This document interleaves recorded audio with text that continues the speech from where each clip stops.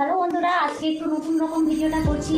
কারণ নতুন ভিডিও বলতে আজকে আমি আচার বানাতে বানাতে ব্লগটা বানাচ্ছি। শুরুতে বলে দিচ্ছি, প্লিজ একটু তোমরা ভিডিওটা দেখতে থাকো আর শেষ পর্যন্ত প্লিজ দেখো। তোমরা আমার ভিডিওটা অনেকে দেখো কিন্তু শেষ করো না, তো তোমাদের কাছে একটা রিকোয়েস্ট করছি, প্লিজ সবাই আমার ভিডিওটা দেখো। ভালো লাগলে একটু লাইক কমেন্ট শেয়ার করে দিলাম। তো ভিডিও শুরুতে তোমরা আমার কী বলে একটু পাশে থাকো, এটাই বলতে চাইছি, মনে করতে চাচ্ছি না। আজকে আমার ভিডিওটা ব্লগ বানানোর কারণ হচ্ছে গিয়ে, এবার আমার বর, আমরা তো বাইরে থাকি, তো আমরা দেশের জিনিস তো কিছুই তাই না, নিজেরাই করে খাওয়া থাকো। আমি এবার আচার বানাতে জানি না, বাইরে যেহেতু থাকি নিজেকে বানাতে খেতে হবে, বাইরে থেকে আর কতটা আসে। এবার যে দুবার বানিয়েছি, এই বছর দুবার বানিয়েছি। আমটা তার কখনো শুকনো হয়ে যায়, কখনো হয়ে যায় মানে শক্ত হয়ে যায়, আচারের টেস্টটা যেমন তেমন হয়। এবার আমার পরে বলে তোমাকে আচার বানাতে হবে না, তোমার হাতে না। আচ্ছা বাবা, আমি শিখছি তো, আমি যে করছি না তা তো না, যে আমি যে ইচ্ছে করে খারাপ করছি তাও তো না। আমি এবার আচার বানানো শিখছি, ভুল হতেই পারে, তাহলে খাওয়া যাবে না। 2 কিলো আমের আচার, 1 কিলো 1.5 কিলো আমের আচার দুবার খেয়ে আমি শেষ করেছি। 1.5 কিলো 2 কিলো করেছি, ওটাও শক্ত হয়ে গেছে। এইবার আবার আমি কী করেছি, 750 আম নিয়েছি, 1 কেজির কাছাকাছি আছে আমটা, 800 গ্রাম মতো আছে। তো এটা আমি এবার লাস্ট ট্রাই করছি, যদি আমার হাতে আচার না হয় তো করবো না। এটা মানুষ মানে এইরকম, এটা মানুষরা যদি ভুল করে হাজার কথা বলবে, বুঝলে তো, সে বলবে খেয়ে মানে কী করবো, হয়ে গেছে, ঠিক আছে।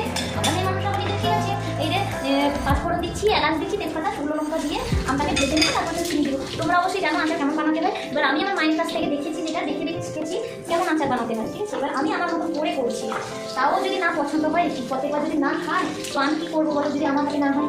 আর তোমার যে যেমন পারে সে তেমন করবে, সোজা কথা। আমার যেমন হয় আমি তেমন করবো, খারাপ হলে আমাকে ভালো হতে হবে, খেতে তো হয়, নষ্ট তো করতে নেই।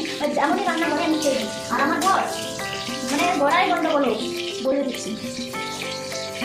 এই যেমন মানে স্পেশাল মশলা এটা দেবো, চিনিটা 1 কেজি দেবো, শুরু দেবো, আমরা ভেজে নিই, তারপর চিনিটা পাঠাবো। আচারটা আমার প্রায় হয়ে এসছে।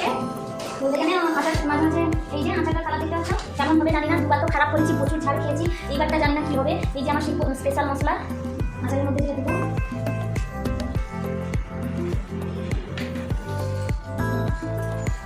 মশলা দিয়ে দিলাম।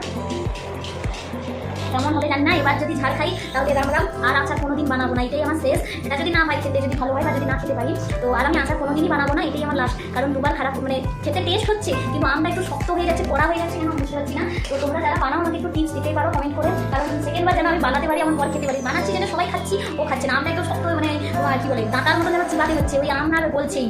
এইবারও তো আম সেই একই অবস্থা হয়ে গেছে। এর কারণ কি, টিপস একটু দিয়ে আম দেখতে পাচ্ছ আমের অবস্থাটা কী হয়েছে। আমাকে পরে পরে আচারে হাত দিতে না বলে বলেছে আচার বানাস না, আচার বানানো বন্ধ করে দে, কারণ আমার হাতে আর আচার হবে না।